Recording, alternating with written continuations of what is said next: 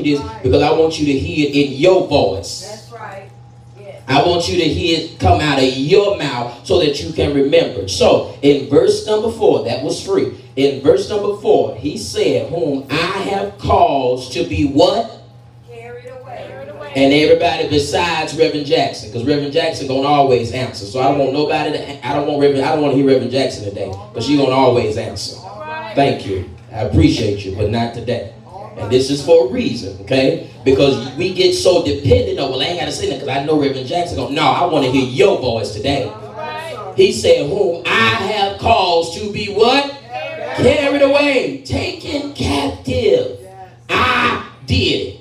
Okay? That's how we got here. Now, why did I do this? You got to understand, and I'm teaching you today, that behind every why with God, or behind every why, there's a what. Behind every why, there's a what. What caused God to allow them to be taken captive?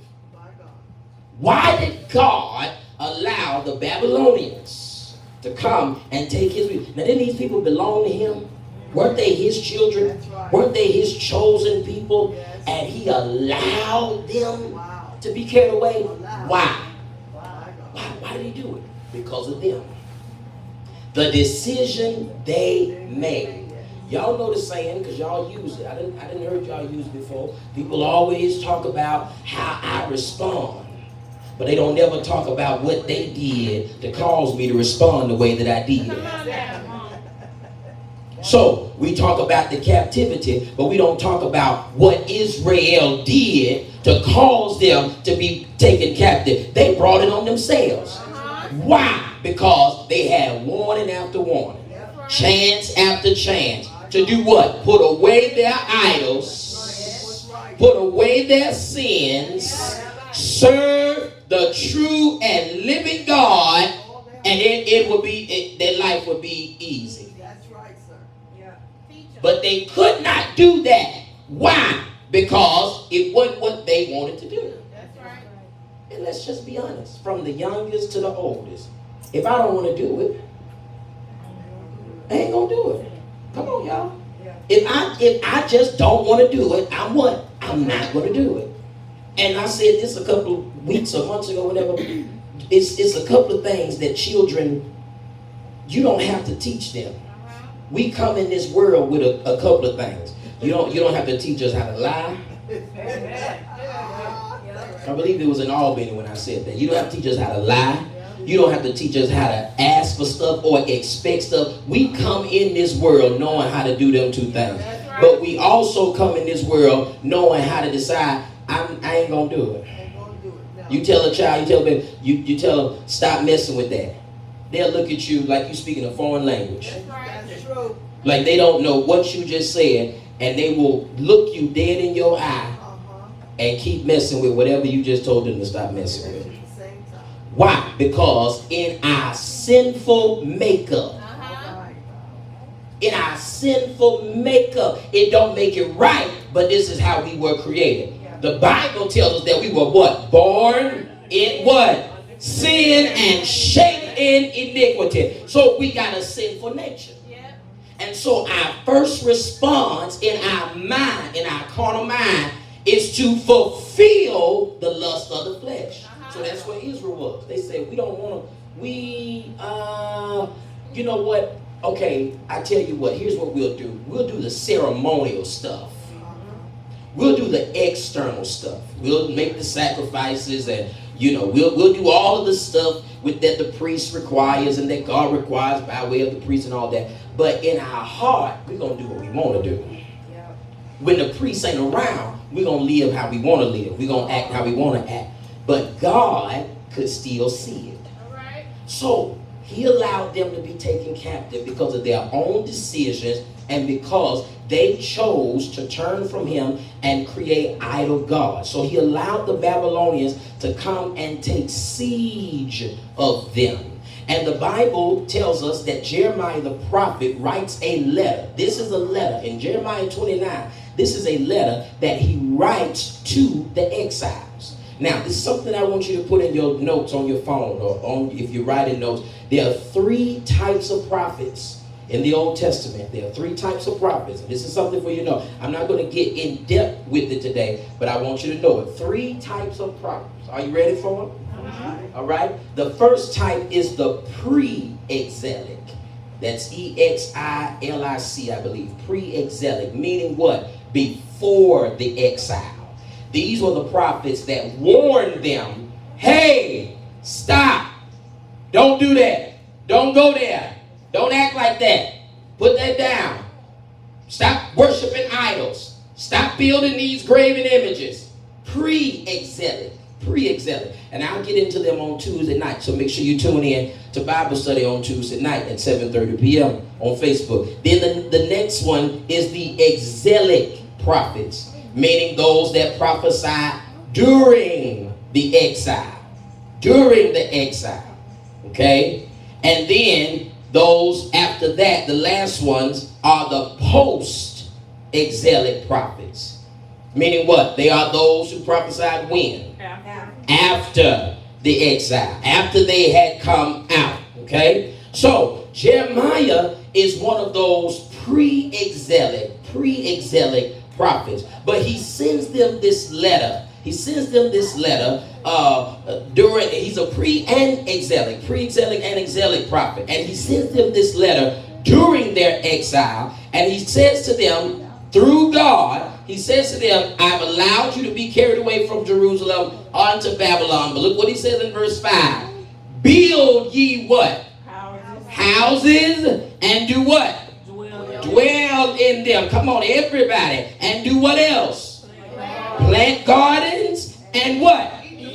Eat the fruit thereof. So, what is he saying to them? This is God speaking through the prophet Jeremiah. What he's saying to them is, you are in exile. I have allowed you to be taken captive. You have been taken captive. But while you are captive, I'm still going to allow you to build. I'm going to allow you to plant. And I'm going to allow you to do what? Eat. It's right there. Three things that God says, even though you in a jacked up situation. Come on here. You are in, and again, this is not a political message, but if you see a parallel, just shout hallelujah. Yeah. Even though you are in a messed up situation with a messed up king. Come on.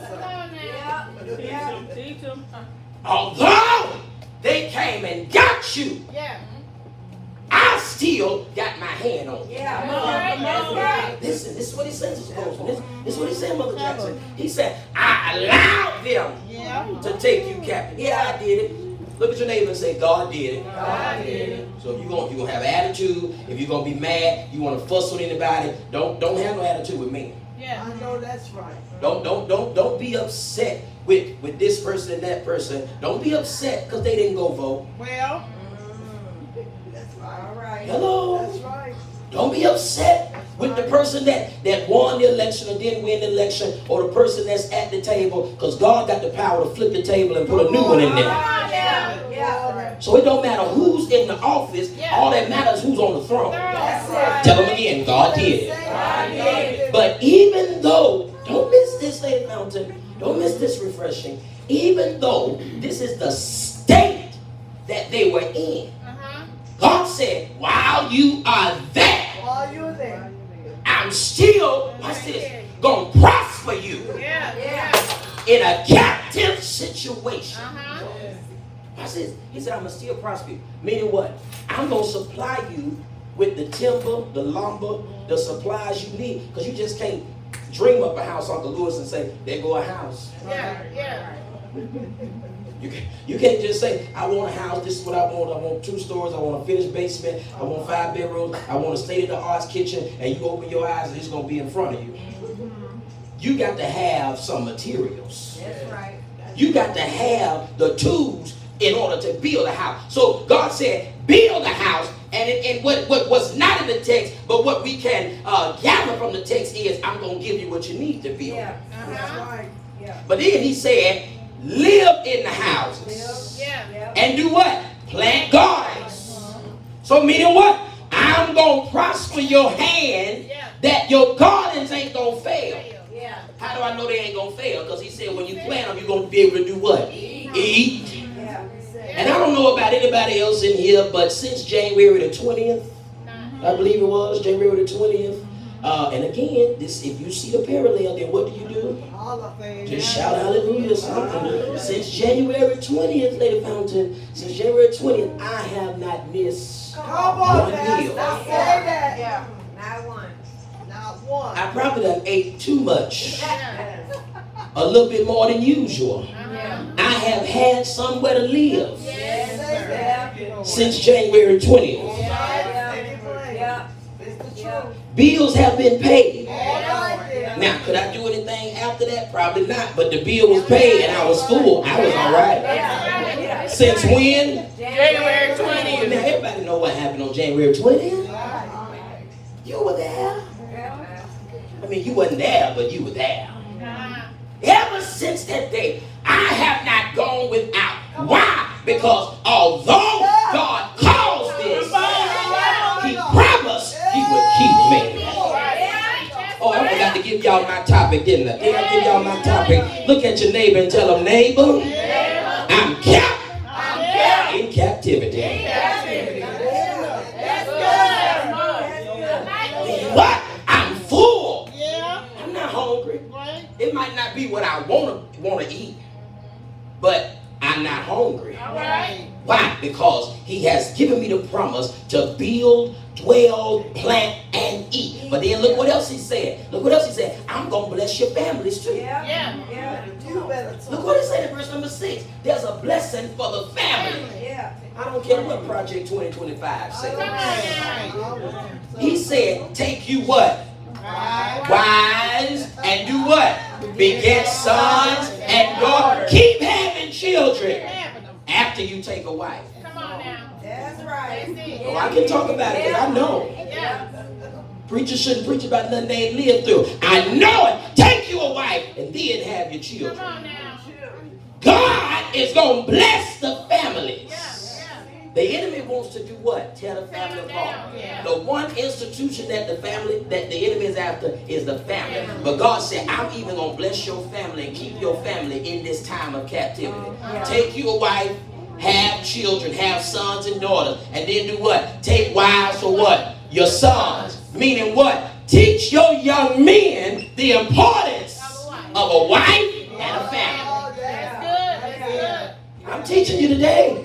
Because here's the thing. If the enemy can get our young men, oh, y'all don't want to talk to me here. If the enemy can kill our black young men, he can do what? Kill the family. That's right. That's right. That's good.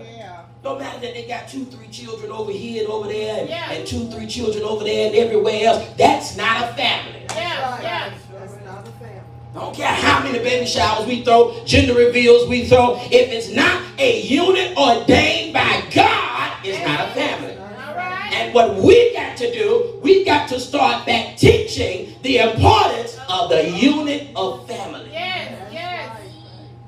Stuff happens, absolutely. Y'all living at looking at a living witness. It happened. But when you learn something, hello, you do something different. And then you can help somebody else. So he said, take wives for your sons and do what? Give your daughters to some thugs. Give your daughters to some scammers. Dope dealers. Hello. Give your daughters to husbands. But what does that mean? When you give her to husband, you could have, or you should have rather, prepared her to be what? A wife. That's right. Because a husband can't do nothing with an influence. Come on now. Y'all ain't gonna like this teaching today. A husband can't do nothing with an IG model. Come on now. Hello. Because what's happening, and y'all, again, this is not a political message. But if it parallels, then you do what? Because what the enemy wants to do He not only wants to kill the individual, but he wants to kill the unit. So what he does, he comes after every part of the family. The husband, the wife, the children, the in-laws. Hello, he comes after every part of the family, because now when I can separate you, there is unity and there's strength in families. But God gives us, now watch this, we're still captive. We're still captive. Don't forget that. I want you to remember that. We're still captive. But in all of this captivity, God is blessing us. That's right. That's right. Are y'all seeing what I'm saying? In all of this captivity, God is saying, I'm going to prosper your loins. I'm going to prosper your family, even though you in captivity. Look what he said. Give your daughters to husbands that they what? Bear sons and daughters. That's a reader right there. Thank you, Sister Kentrell. Thank you. That they may bear sons and daughters, meaning what? Produce. Are y'all seeing that? God is saying, catch this, that even in a place, God, where it should be barren, where it should be lacking, where there should be no activity, where there should be no productivity, God is saying, even in your captivity, I'm going to allow you to produce. That's good. That's good. But watch this. Watch this, Ashley. Here's what you got to understand. He not only promises that he's going to let you produce, but he gives you a promise. It's not in the text, but you got to understand how God works. And when you know how God works, then you can see stuff in the text that ain't printed in the text. He said, not only am I going to let you have them, because watch this, they're going to be born into Babylonian captivity. Wow. That's what you got to understand. They're going to be born into, this is not their home, but this is where they're going to be born. So if I'm giving you the promise to produce in this captivity, in this jacked up situation, then not only am I going to look after you, but now I'm going to give you a promise that you're going to have these children and I'm going to take care of them too. Yeah, that's right. Yeah. Oh, come here, David. Won't you help me teach this lesson? What did you say? I have been young. Now am old. Yet have I never seen the righteous forsaken. Know what? His seed, that means your children, begging for bread. And then he goes on to say, that ye may be what?